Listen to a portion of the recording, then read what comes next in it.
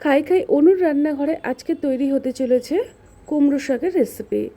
নমস্কার বন্ধুরা, আমি আপনাদেরই অনু চলে এলাম নতুন একটা রেসিপি আপনাদের সাথে শেয়ার করে নেওয়ার জন্য। কুমড়ো শাকগুলোকে আগের থেকে আমি এইরকম 1 থেকে 1.5 ইঞ্চি লম্বা আর পাতাগুলোকেও ছোট ছোট করে কুচিয়ে নিয়ে পরিষ্কার করে ধুয়ে নিয়েছি।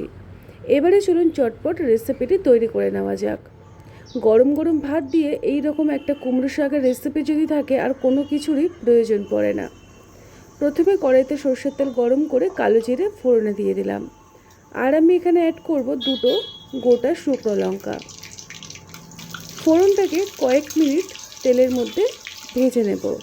যেহেতু একদম কম আছে গ্যাসের উনানটা রেখেছি, সেই কারণে ফোড়নটা কিন্তু খুব একটা পুড়ে যাবে না। এবারে এর মধ্যে অ্যাড করে দেব আগের থেকে পরিষ্কার করে রাখা কুমড়ো, আলু আর বেগুন।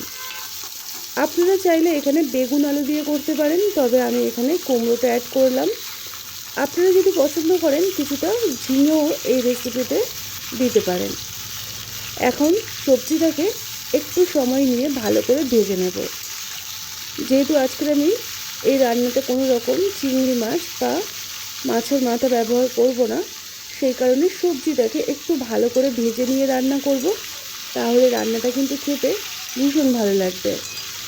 স্বাদ মতো লবণ দিয়ে সবজিটাকে বেশ কিছুক্ষণ কষিয়ে নেব। কষানোর সময় একটু ঢাকনা দিয়ে কষাবো, যাতে করে সবজির কাঁচা গন্ধটা একদমই কেটে যায় আর নরম হয়ে যায়। যতক্ষণ সবজিটা ভাজা হচ্ছে তার মধ্যে দেখুন আমি এখানে 2 চামচ পরিমাণে কালো সর্ষে নিয়ে নিয়েছি। এর সাথে নিয়ে নেব 2 চামচ পরিমাণে হলুদ সর্ষে।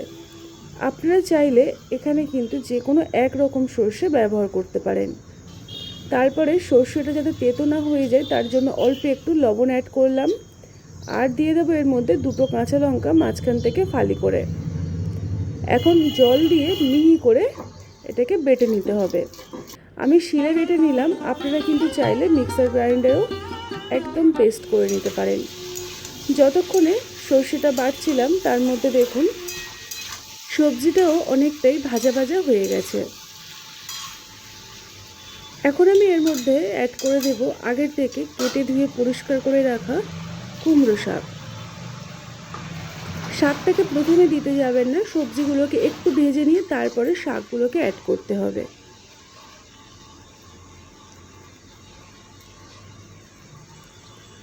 সমস্ত কুমড়ো শাক আমি এখানে কড়াইয়ের মধ্যে দিয়ে দিলাম। এখন খুব ভালো করে নাড়িয়ে চাড়িয়ে সব কিছুর সাথে মিশিয়ে নেব। দেখবেন লাউ শাক, কুমড়ো শাক এদের এই যে যে ডাঁটাটা থাকে তার মধ্যে কিছুটা হলেও পাতলা একটা আস্তরণ থাকে। অনেকে এই জিনিসটা জানে, অনেকে আছেন যারা জানে না, তাদের জন্যই বলছি। যখনই শাকগুলোকে কাটবেন তখন গায়ের একটা পাতলা আঁশ থাকে, চেষ্টা করবেন ওটাকে বের করে নেওয়ার। তো আমি এখানে সবজির সাথে কুমড়ো শাকটাকে খুব ভালো করে নাড়িয়ে চাড়িয়ে সব কিছুর সাথে মিশিয়ে নিলাম। আরও কিছুটা কুমড়ো শাক বাকি ছিল, সেটাকে আমি ওপর থেকে এইভাবে দিয়ে দিলাম। বন্ধুরা, রেসিপিটি কিন্তু একদম ঘরোয়া, আপনারা এইরকমভাবে একবার হলেও তৈরি করে দেখতে পারেন, ভীষণ ভালো লাগে। আমি কিছুক্ষণ ঢাকনা দিয়ে এটাকে রেখে দিলাম, এতে করে শাকটা একদম নরম হয়ে যাবে আর আমাদের নাড়াচাড়া করতে সুবিধা হবে। তো দেখুন ঢাকনাটাকে খুলে আবারও সব কিছুর সাথে ভালো করে নাড়িয়ে চাড়িয়ে নিচ্ছি।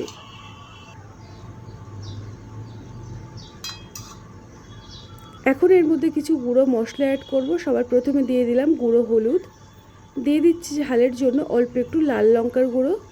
আগে যেহেতু লবণ দিয়েছি তাই প্রয়োজন বুঝে লবণ দিয়ে দিলাম। আর দিয়ে দেব আগের থেকে পেস্ট করে রাখা বা বেটে রাখা সর্ষেটাকে আমি একটা ছাঁকনির মধ্যে ঢেলে দিয়েছি।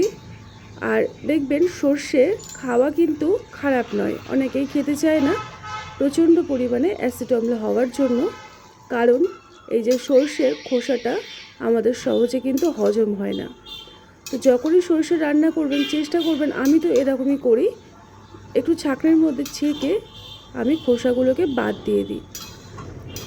এইভাবে রান্না করলেও কিন্তু ভীষণ ভালো লাগে, তাতে শরীর স্বাস্থ্য ঠিক থাকে। এইভাবে সর্ষের পেস্টটাকে দিয়ে শাকগুলোকে ভালো করে আমি নাড়িয়ে চাড়িয়ে নিলাম।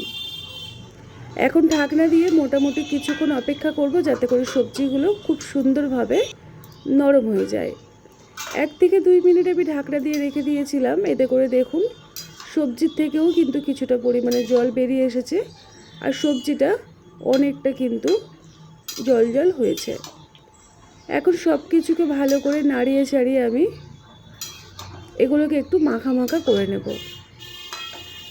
যে কোনো রান্না যদি একটু গামাখা হয় খেতেও ভালো লাগে, একদম ঢালঢালে হলেও ভালো লাগে না। আমি এখানে কিছুটা আলু আর বেগুন খুন্তির সাহায্যে একটু ঘেঁটে দিলাম।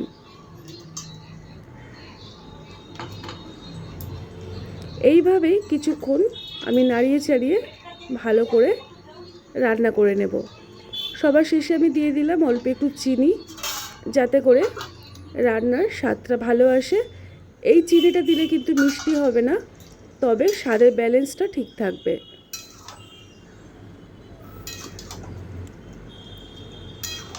ঢাকনাটাকে খুলে সব কিছুকে আবারও তলার থেকে নাড়িয়ে চাড়িয়ে দিচ্ছি।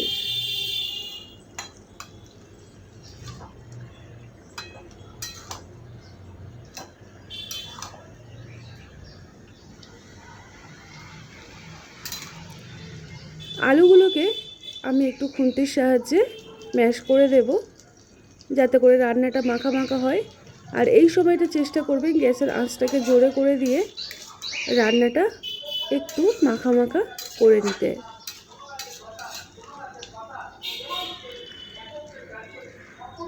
বন্ধুরা, রেসিপিটি কিন্তু একদম সহজ সরল সাধারণ। আপনারা চাইলে এইরকমভাবে নিরামিষ দিনের জন্য কুমড়ো শাক রান্না করতে পারেন। যেহেতু শাক আমার রান্না হয়ে গেছে, এখন আমি একটা পাত্রের মধ্যে এটাকে সার্ভ করে নিচ্ছি। আজকের আমাদের সম্পূর্ণ নিরামিষ পদ্ধতিতে কুমড়ো শাক রান্না একদম তৈরি হয়ে গেছে।